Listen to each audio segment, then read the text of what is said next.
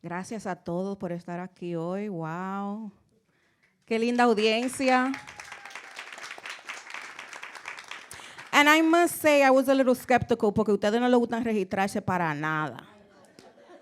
And I was like, oh my God, we only have like 10 people coming. But anyways, mi nombre es Ángela Abreu. Yo soy la fundadora de la organización sin fines de lucro Dominican Writers Association. Nuestra asociación se dedica a amplificar nuestras historias dominicanas y poner un libro dominicano en cada hogar. Ese es mi enfoque, ya que yo soy dominicana-americana y a mí nadie compartió conmigo el libro dominicano. Lo tuve que buscar yo. Entonces nosotros estamos cambiando eso para que ya nuestros hijos tengan un libro en sus manos lo más temprano posible, un libro dominicano que se le introduzca a nuestras historias, tradiciones y cultura lo más temprano. Si quieren saber un poquito más sobre el trabajo que hacemos, pueden visitar dominicanwriters.com. También estamos igualito en Instagram y Facebook. Hoy estamos aquí porque estamos lanzando el libro Refranes de mi abuelito, escrito por el profesor Edward Paulino y la artista Scherezade García. Ok. Yo tengo, I have your bio in English, pero lo voy a tratar de traducir en español lo más como yo pueda. Edward es un profesor asociado en el Departamento de Historia Global en CUNY John Jay, donde yo me gradué. Okay. Y él enseña una variedad de clases de humanidades, incluyendo la historia del genocidio. Él es autor del libro publicado en el 2016, Dividiendo Hispaniola. También es co-editor de Border of Lights Reader y cofundador de Border of Lights Collective desde el 2012. Él ha escrito y ha actuado en su propia obra de teatro, de One Man Show, Eris Perejil, que expuso en el 2018, y también ha escrito unos cuantos otros, how you say script in Spanish, se me fue la guaguanesa, guiones, ok. Y recientemente, Eri hace muchas cosas. A veces me vuelve loca porque tiene muchas cosas en ese cerebro de él. Okay. Yo recibo muchas llamadas y muchos textos. Tengo esta idea, quiero hacerle esto, vamos a hablar, pago tu consulta, ¿qué tú quieres? Pero ese es el resumen de tu bio, Eri. Y Scherezade, para ustedes que no la conocen, aquí alrededor de ustedes van a ver su arte allí. Por favor, tomen un momento de ir y apreciar su arte porque es una arte única que no la van a ver en ningún otro lado, al menos que sea un museo, una galería. Y Scherezade es una pintora. ¿Cómo se dice printmaker en español, Scherezade? Impresora e instaladora de arte,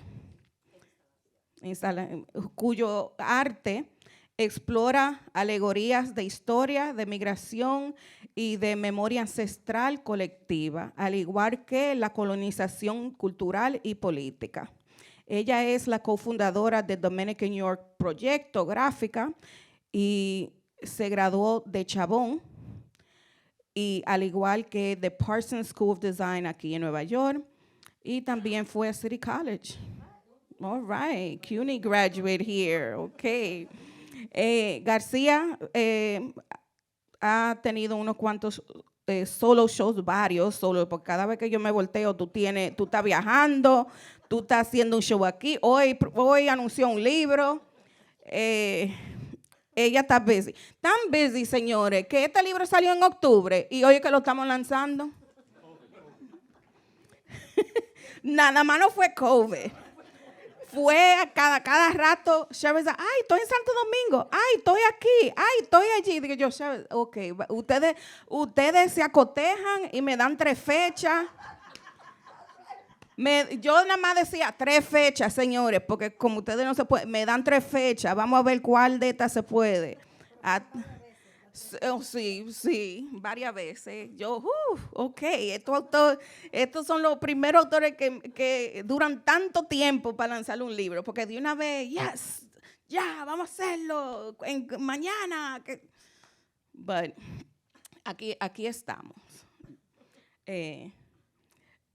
Y sin decir más, ¿verdad? Vamos a entrar al grano. ¿A qué vinimos aquí? ¿Verdad? Porque yo quiero que ustedes le cuenten a todas las personas que vinieron aquí, tú en especial, Eddie, ¿qué fue lo que te inspiró a recopilar y a compartir estos refranes de tu abuelita y cómo lo elegiste para el libro? Bueno, como yo escribí en el libro, bueno, muchísimas gracias por venir todo aquí. Estoy muy feliz y orgulloso de que ustedes sacaron tiempo de su agenda atareada para venir aquí. Orgulloso de compartir y colaborar con Scherezade y orgulloso de ti, Angie, por levantar esta ONG tremenda, a Dominican Writers Association. Mi abuelita muere en el 2006 y muy triste. Yo, como historiador, quería saber cómo podía preservar esa memoria.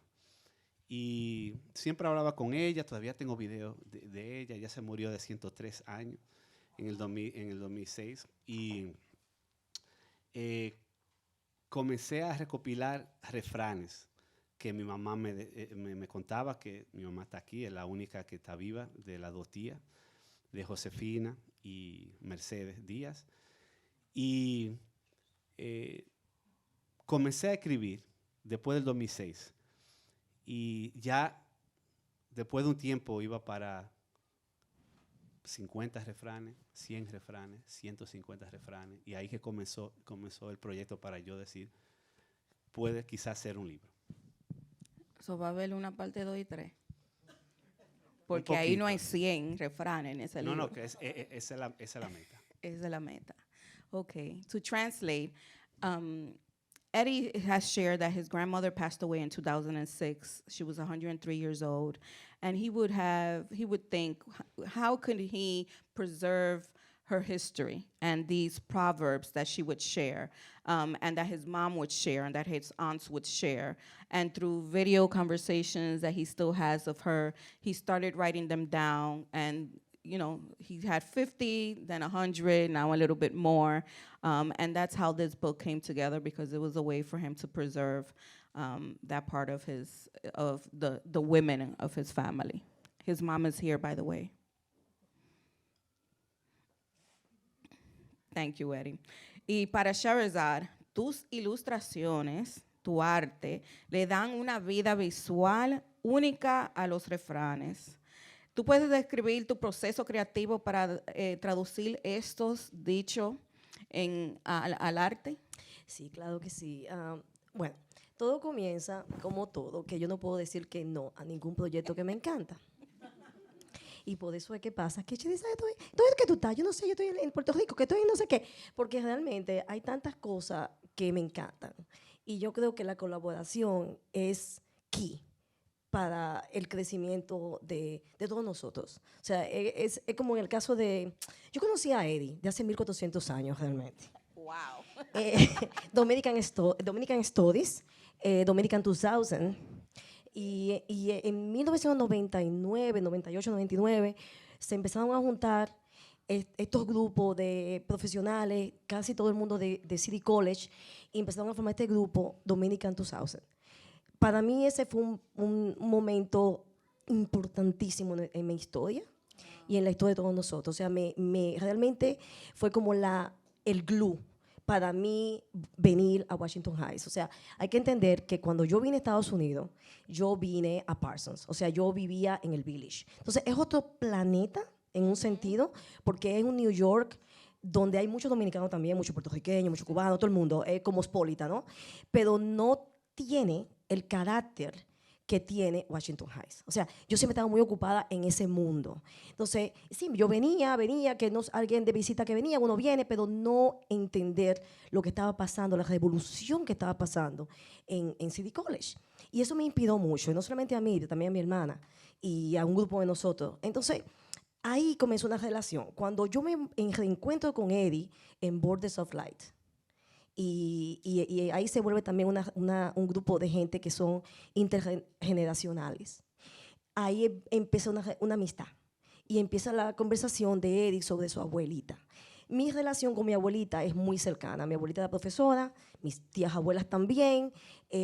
Yo siempre fui muy cercana a mi abuelita, y el hecho de los diccionarios, los libros, la literatura dominicana, el orgullo de ser dominicana, era algo muy importante para mí. Y eso definitivamente me ha formado, ¿no? Y entonces esta conversación fue la que comencé con él, y nos encontramos en una fiesta de Carolina González, la escritora Carolina González, y él vino con esa idea de, tenemos que hacer algo. Y ese algo. Y ahí empezó la colaboración. That was long-winded, but I will try. Yeah, but de ahí viene también por qué pasa estas imágenes tan llenas de joy, de disfrute. Tienen que ser caribeñas, tienen que tener ese pasión, amor que hay de nuestros abuelitos, de gente que han sido súper importantes para nosotros. Es la memoria colectiva que vive en nosotros. La gente no muere, la gente continúa. De acuerdo. So Scherezade says that when she came here, she lived in the village. She started at Parsons, so which is a totally different world than coming here in Washington Heights. And she met Eddie at the Dominican Studies Institute in the year 2000, because I guess there was like a social club for Dominicans, and that's where many Dominican professionals were meeting each other. It was a conference, and that's where they were, I remember those conferences, the Dominican Studies conferences, and you see Dominicans from all over the world that writers, artists, professors, politicians, all come together in this one place, and it's grandiose. And then she later met up with Eddie again at a Border of Light ceremony that is hosted by Julia Alvarez and her team, and it's to commemorate the massacre of, 1937 Haitian massacre. I'm so sorry, I blanked out on that. The 1937 Haitian massacre. And after that meeting, Eddie grabbed her and did what he does to me and said, I have this idea. Let's work together, let's collaborate. And Scherezade said that when there's an awesome project, it's very difficult for her to say no. And I could relate to that, because that was one reason why I didn't say no to Eddie. Because Eddie had consulted with me about this book, and I said, well, Eddie, I think you should go try the traditional route.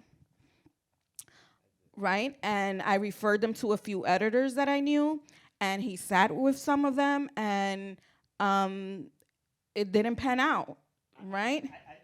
Could you tell that story? Can I say it in English? Yeah, go ahead. Everybody understands English here, right? I did the idea, and it was like, can we meet? And so you work at the Bronx Veterans the hospital, and she said, come over. So I go in, and it's the first time I go to this hospital, and it's like amazing. Came to my job. I went to the job, and I saw so many like black and brown veterans, right? It's amazing, right? I went in, so it's still COVID. We sit down, and I have a mock, very polished book that, Scherezade and Ileana here, who's, and like they're the master kind of book formatters, and another person, Leah Slava, who I term part of the Alto de Chabón Mafia.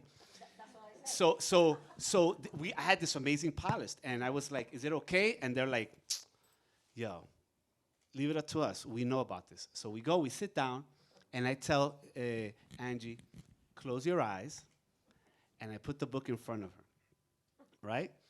And this is after being spurned by many mainstream publishers, right?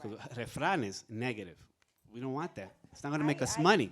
I did not want to publish it, folks. Right? And it wasn't because I didn't love it. It was because I felt that it deserved a bigger press behind it. Right, but you didn't see the mock. So when the mock comes, I said, close your eyes. She closed her eyes. We're at the table. She opens her eyes. She puts her hands to her chin. She starts rubbing her chin. She starts, turning over the pages. Her eyes squint. And she looks up and she says, we'll publish it. This is beautiful. and this is what I wrote down in my cell phone that doesn't have a battery right now. And I said it was so emotional to be validated, but also to be validated by someone like you whose mission is to document and preserve and champion Dominican writers. And so in the note that I wrote down, I said, you and this, my abuelita, mi tía, Scherezade, Eliana, all of you represent this essence that you're all inextricably tied of the refrán that says, busca quien te quiere y no busque a quien querer. Wow. And that for me is this collaboration here. Of course, let's do it. There's no, pero wait, I don't know, this and that. I think no, this is a story. And it's an incredibly powerful one. I didn't know you felt that way. And if you don't know. Now I know. Thank you, Eddie. I appreciate that. Wow. I tell people often that I'm usually on the go all the time, and there's always something else on my to-do list to scratch off. There's always another meeting. There's always another project. There's always another contract I need to send out, whatever. And sometimes it's hard for me to sit down and realize the impact that the organization makes for the writers until I meet them face to face like this, and then they come up to me and they say things like that, and I'm like, oh, okay, I'm doing something right. But usually I'm so busy that it's hard for me to sit down and absorb.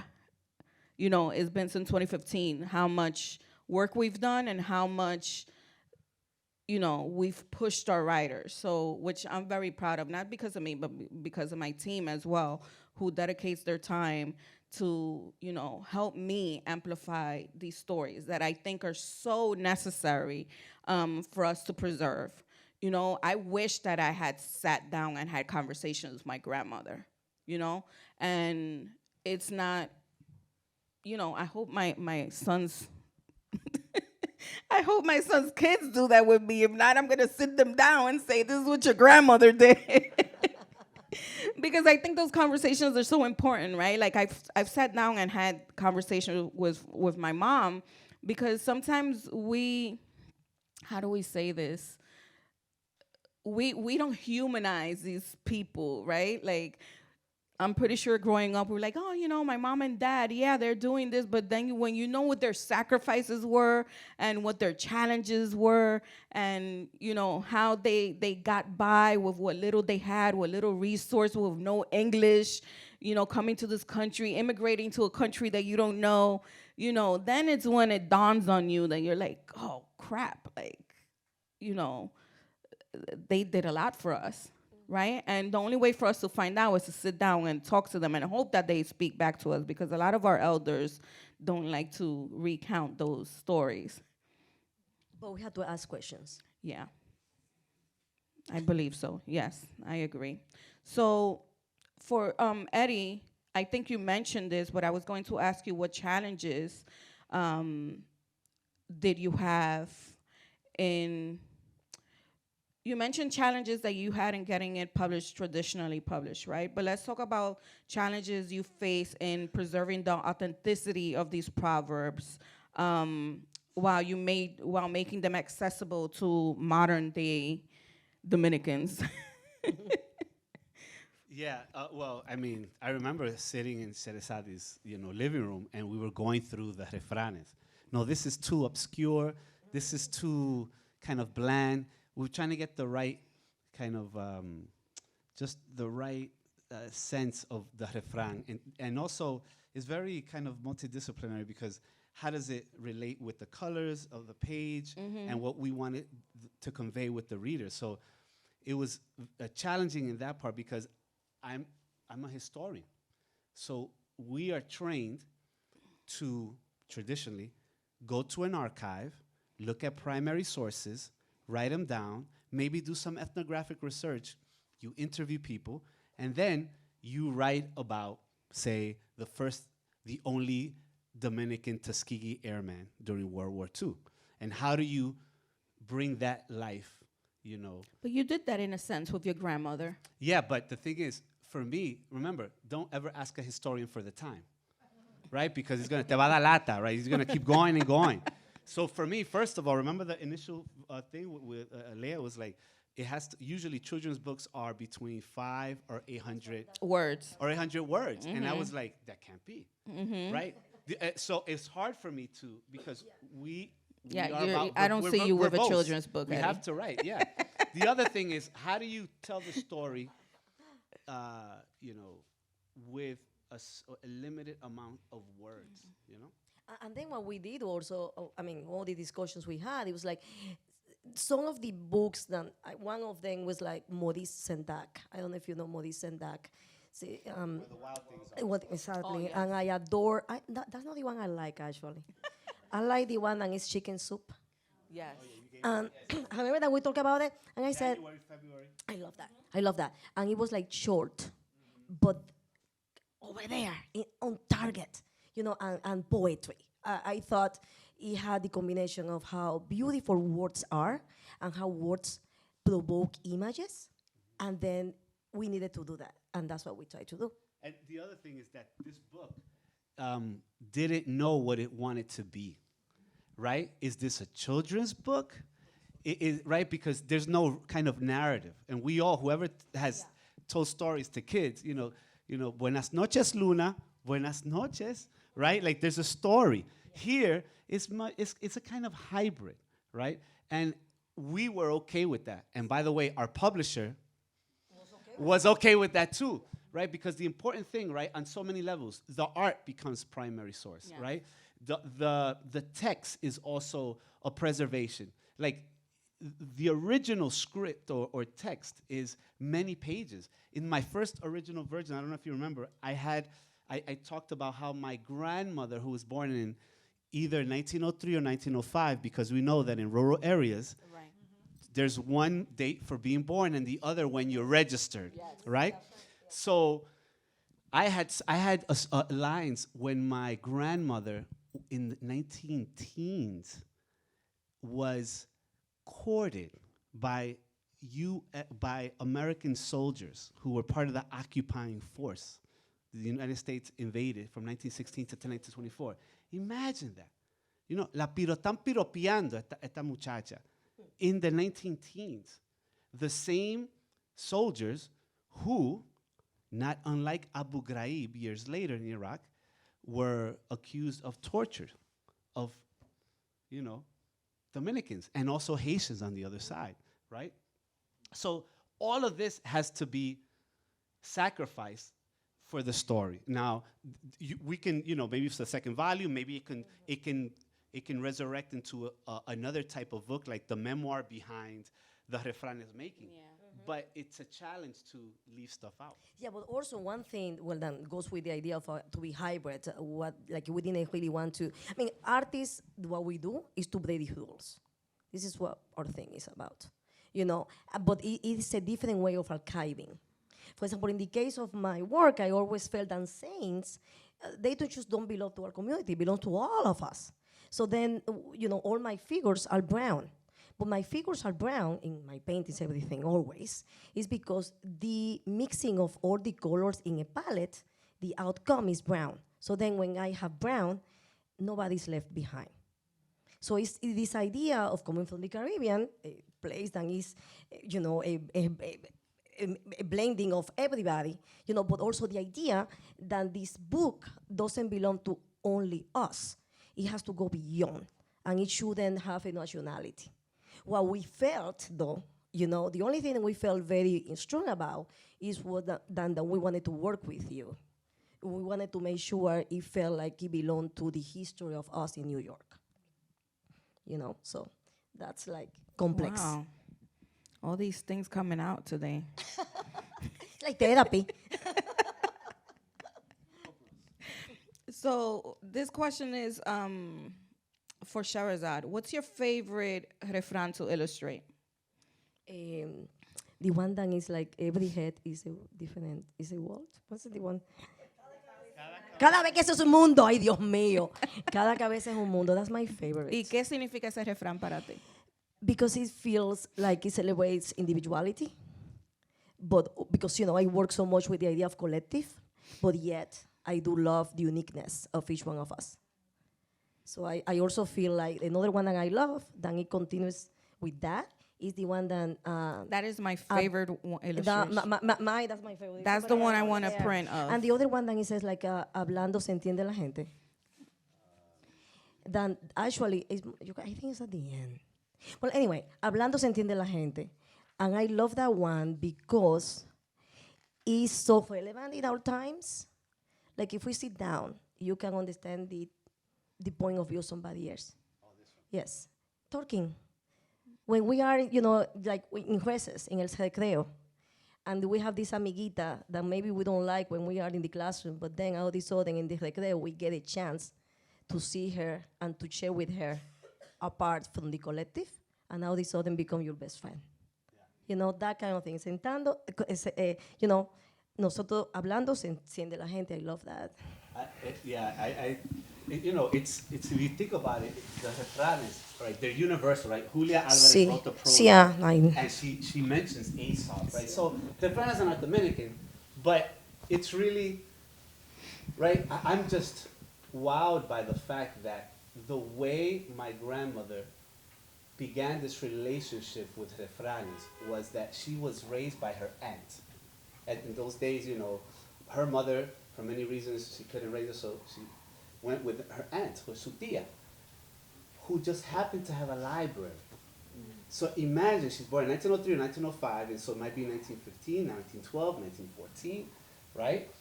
And she's in this library reading, taking out books, not unlike these shelves, at a time when the majority of Dominicans were illiterate and and lived in the countryside. Yes.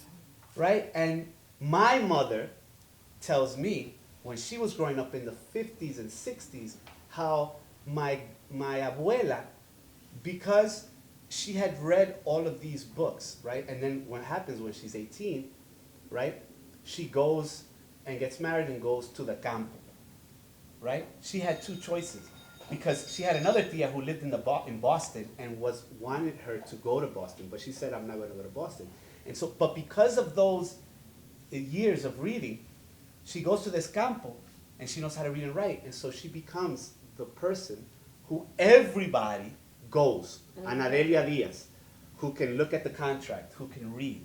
So it's just, and I write about this, I say, all of this started with this young girl in a library in the Caribbean, you know, in a library with this insatiable love for books, right? That for me, I just can't get, you know, and when I read to my kids, right, the power of education, how it can sustain you, right? That's what I think these refranes represent. So my next question is, how do you envision the young generation, like your children, right, to receiving this book? Well, I got my two kids here, I know you. Lelola y Caribe, and they can tell you, no lie, that I still say the refranes almost every day, right? Especially. Do they appreciate it? Yeah. Or do they say, God, Dad, you're so annoying? Oh yeah, they roll their eyes. Oh, That's what my teen says. But I tell them, what's the go-to refrán que yo siempre digo? Right. ¿Cómo es? Que no. There's always a hair in the stew, and it's so universal. Like years ago, I used to teach with a colleague of mine, and she is English professor, right? She's Jewish and she knew a little Yiddish. And when I say there's always a hair in the stew, and she goes, "Oh my God, can that be? Because it has can that be?" And I said, because it has an old world wisdom, right? And what does that mean? It's like you need to be prepared.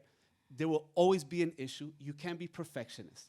So these refranes are amazing because they capture, they're portable, these nuggets of wisdom that are about the golden rule. You know, it's like, I want to go to a party tomorrow night. Can I go to a party tomorrow night? And what do I say? Right? Dime con quién tú andas y te diré quién tú eres. Tell me who you're with and I'll tell you who you are. And I also see refranes as these hidden trust funds or trust funds in plain sight. We all have them, but we don't think they're of value because they're so banal, right? They're quotidian, cotidiano. They're always in front of us, but they're incredibly powerful. And so I think with this book, Scherezade and I, since 3 or 4 years ago, what we wanted is to use this as an excuse to really get people to start talking to each other and writing things down. So basically, think about this as the Refranes book as a story core, right? Where NPR, people get together, give me 3 minutes and tell me about the war. Or another way to think about it. That's not for you, though, right? 'Cause That's you not for can't me. do 3 minutes. No, not for me, 3 minutes. 3 cube. But it's like Anthony Bourdain, right? Anthony Bourdain used food as a pretext to get to know other cultures. Yes. We want this book to start a conversation and to what usually intimate knowledge is exchanged usually around the kitchen table. You know, cuéntame, ¿qué pasó? What happened? And you write it down because when they're no longer here, guess how much that interview is going to be? There's no price. It's invaluable. And I tell my students all the time, sit down, and my students are from all over the world. And I actually have a student, amazing student, Gabriel, who was my student here, and he can tell you, right? I said, You're the only one who came out of all his students? yes. Wow. They're still doing my homework. ¿Qué pasó ahí? So you're not doing homework? Oh, okay. Okay. So, Eddie, is there a personal story that you can share with us about one of the refranes? Oh, there are many. Choose one. I just mentioned the one that I told my kids because I think my abuelita and my mother too. It's about honor, right? It's about honor. It's about integrity, right? My mother Doña, ¿dónde está? Levante la mano. There she goes. You know, my mother. Oh, she's so cute. ¿Por qué ella no se sentó aquí adelante en el VIP? Porque no le gusta la atención. You know, she's always, Pero cibaeña. ya, She's always. ¿Ya tú le pusiste la atención? Yeah, but she always tells me, in terms of the idea of honor, it's like you're always representing yourself and your people, right? I always tell my kids when I drop you off, it's like honor yourself, honor us, and do good today, right? And my mother has this thing. I don't know if it's a saying. She says, "Hey, que no te pisen cola." Oh, míralo ahí, right? It's like don't let anyone step on your tail, which means, right, the tail becomes this kind of the metaphor for your reputation.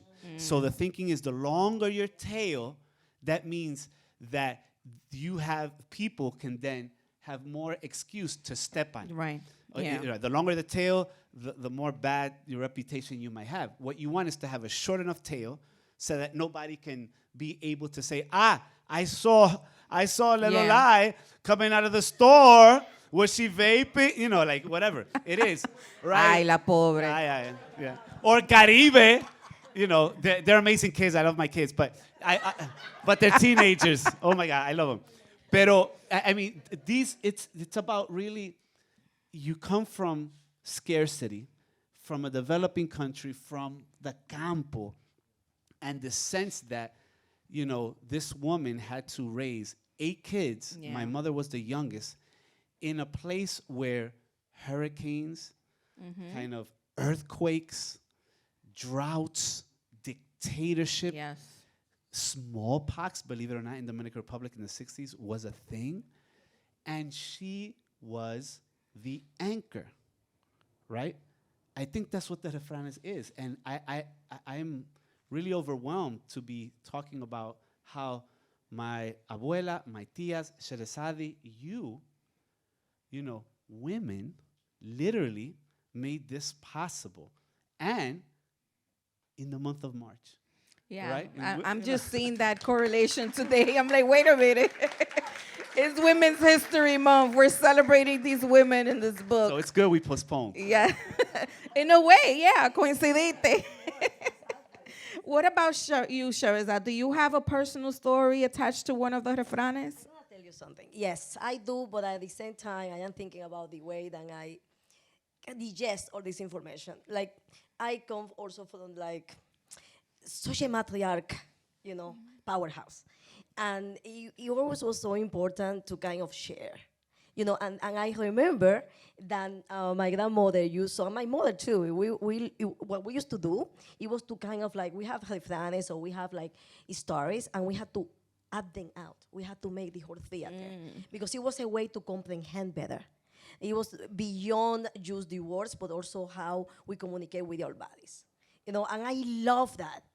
So to me, this is an excuse for us to go beyond the literal, like just like it's the metaphor. I find that like one refrain, it can really provoke so many conversations. So it's kind of a book that is beyond just one page. So in that sense, I would say that it combines my memories from when I had a very good childhood. And every time I think about it, I just have to smile all the time. That's why I always I find that it's important to be joyful, but also because it's serious. To be serious, it was not bad in my house, and I like that this kind of thing can be kind of looking like innocent, but it's not, and I love that. I love that duality. Thank you. So, what message do you want readers of all ages to take away with this book? With reading this book, and how far do you want this book to go? Right, where do you envision this book going? I hope that everyone leaves today and starts thinking about their own histories and trust funds and write them down. I'm a historian, so I'm kind of How many of you have trust funds? yeah, right. We do.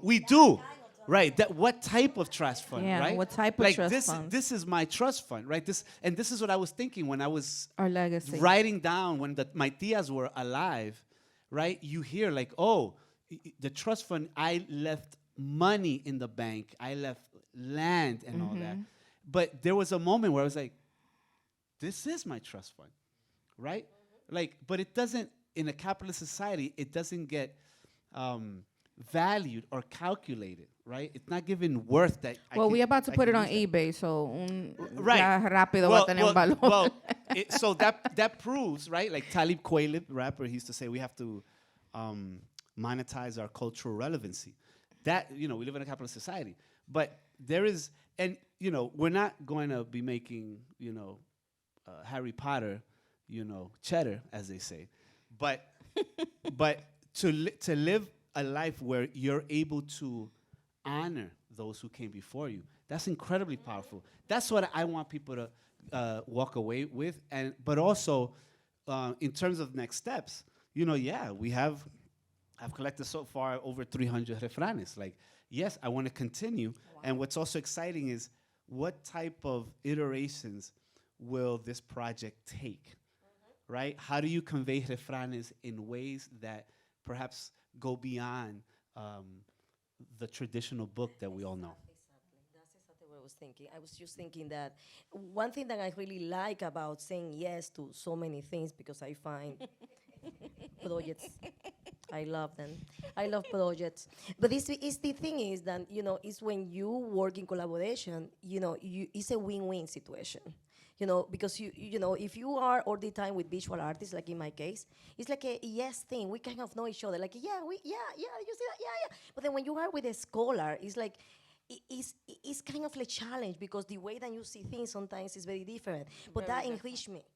And the same way that, Mike, sometimes you are like, oh my God, is that what I was thinking? And that kind of thing is that I love. That the fact that a book, anything takes a village. And that I would like also to be part of the conversation. How everything comes from, how the present is completely informed by our past. So that is completely ancestral memory, but it really defines our present. But also how things are done, created, are because some people get together. It's not only one mind. It's like lot of people together. And then the success of a book like this is also how we are able to reach our audience. Yeah, and So it's like, it's a long thing. Yeah, took like almost 3 or 4 years, and it's deceptively simple. Not with me, though. Right. That's the 4 years was with them. Right, yeah, with us, yes. Yeah, thank you. But what you were talking about, what I think also, I'm a Gen Xer. Are you? I am, legit. I'm 54, legit, 69, baby, right? And all the science says, which I think really, like, all the science now says, like blue zones, et cetera, how to live a long life and healthy. And according to the research, right, the Surgeon General, right, of the United States says the thing that Americans should be worried about among, disease, et cetera, is alienation, right? And so the science says that you think it's diet, you think it's exercise, but that the number one thing in terms of indicator to live a long, healthy life is social ties. Un coro. Relationships. Un teteo. coro heavy, un coro bien. A tetero, un corito community. sano. Yeah. And so, I don't think we're gonna die from that. No, but you have to be intentional, because the thing is, we come from training and professions, like a historian. It's a lonely job. Like, if you read one of my favorite authors, Robert Caro, who wrote The Power Broker and LBJ, it takes him years, but it's a lonely thing. You have to stay by yourself. And so one of the great things about this project is that it allowed me to collaborate, to be in community. And so what I yearn, and I'm excited about as I get older, is the chance to continue to collaborate in very interdisciplinary ways. So not just with a visual artist or a painter, but perhaps with a sculptor or a dancer or a composer, right? The idea of mixing things and, right, like, and really maximizing serendipity is where the research is, and I think that has been one of the most fulfilling things. It's not work. It's a joy to do things that are not kind of tied to any kind of financial concerns solely. And I have one thing to add. If you see the illustrations, they're really paintings.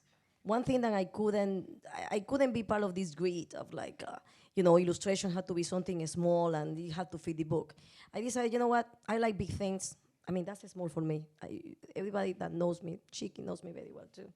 It's like big paintings, And I thought that it was important to go a little bigger and to make sure they were paintings. So you had all the physicality of drawing and painting. So it kind of were able to carry the energy of the wisdom of the Refranes. So, there was all these decisions that sometimes we take for granted because we're so close to the project. But now that I think about it, it's important to talk about. Nice. Thank you, guys. So, what other projects you have? Scherezade, yo estoy segura que tú tienes una lista. And Eddie, forget it. Like, I lost track. No, we have a lot of, we have, okay. Well, I have. What should we have in our calendar the next few months with you guys?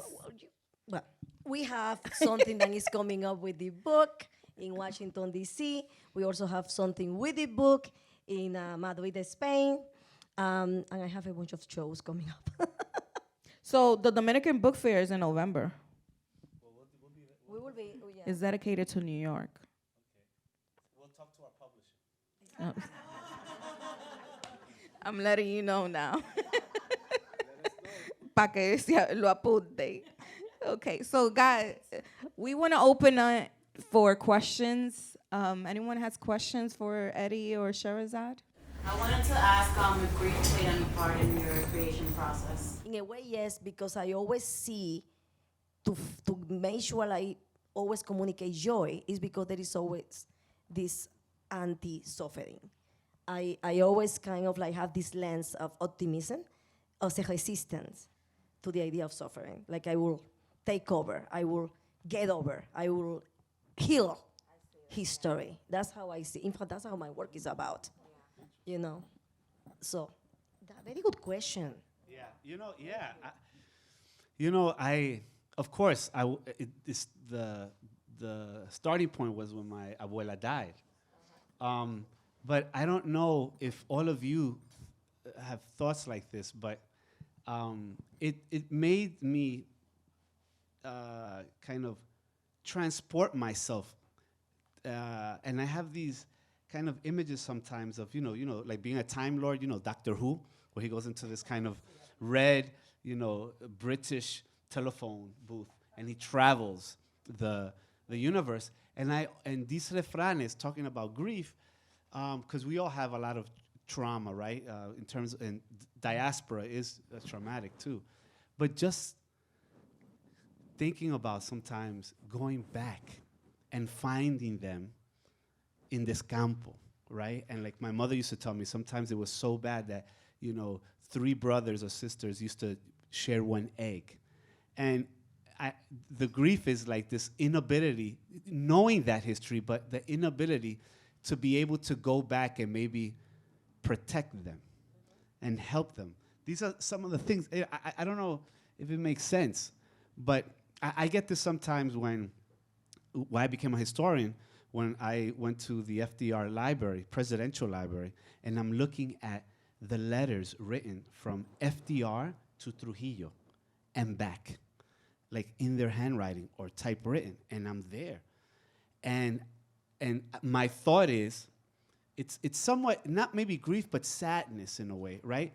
To know that I am in this bastion of blue blood, waspish culture, which is Hyde Park, where FDR lived. You can see the tour of his wheelchair, where he and Eleanor are buried, parents of the New Deal.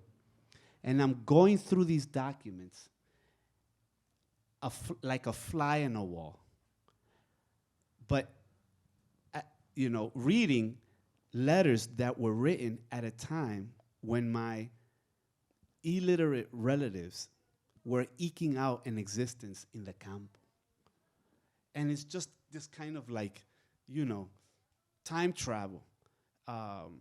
So maybe not grief, but it's this kind of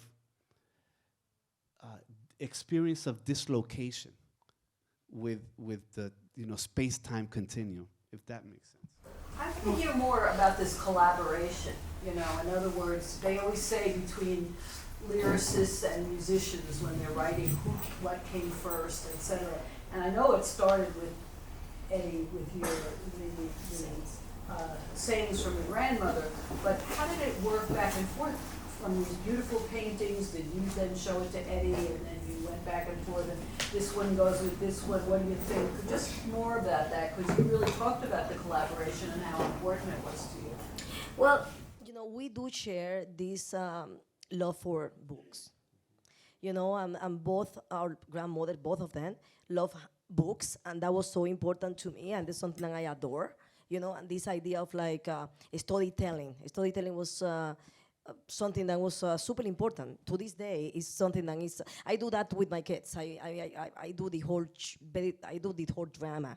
Like I cannot be like I cannot read like this happened today. I can't say this happened today. Like I had to be, I had to be kind of dramatic, and I love for that. And I think we both have this very, very loving, experiences with our grandmothers and with the storytelling. So I think that was a very important common denominator, and then from there, we agree that he will have all the bad habits of the scholars, and I would have all the bad habits, and I don't care, of being a painter. But Eddie And is a dramatist. He loved that too. But I love that. So they have a lot in common. No, we do have that. So, but we agree, like, in being, like, dramatic, And then my drama, in this case, was joy.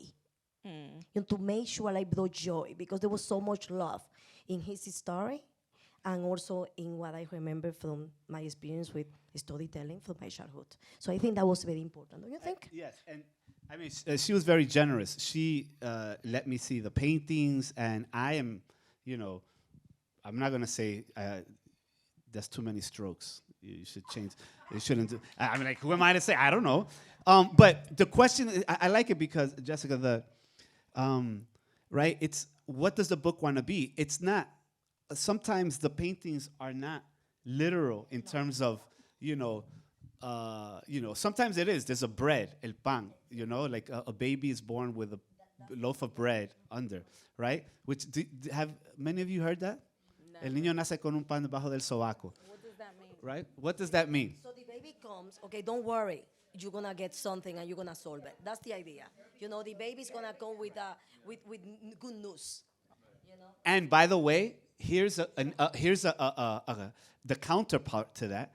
Years later, I'm hearing this. Mi mamá, no te preocupes, que el niño nace con un pan debajo del sobaco. It's like, keep it moving, right? And then years later, I'm in Michigan, and I'm doing my PhD, and one of my friends, she's Ethiopian. They speak Amharic and all that.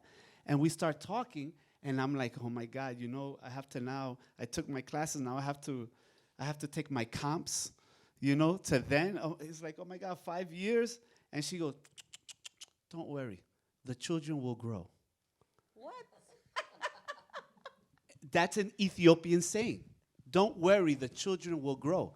It's not that dissimilar from the baby is born, right? So the great thing about, and this is what I love about, being Dominican, is that, I'm an American, I live in New York, even though this is the Republic of the United States, New York City.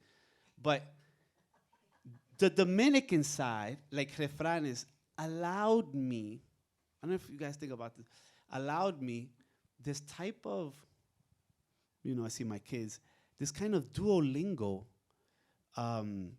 translator to the world, right? That my American side couldn't, but the Dominican side, because, we ride 5 to a moped, or we fill up a camioneta with plátanos and it's almost tipping over. Like that sensibility of developing, of striving, helped me communicate with Ethiopians, with Kenyans, with Bosnians, right? So I was like, oh my God, so everybody has these refranes. And it's very ecumenical and inclusive. Most cultures around the world, anthropologists will tell you, have a tradition of storytelling. So refranes is a way to both celebrate the relative, but also espouse the universal. And thank you very much for coming. But thank you for coming. Please enjoy this book. Share it with your students. Share it with your local libraries. Share it with your professors, with your kids. Travel with it. And get that trust fund. Write stories down.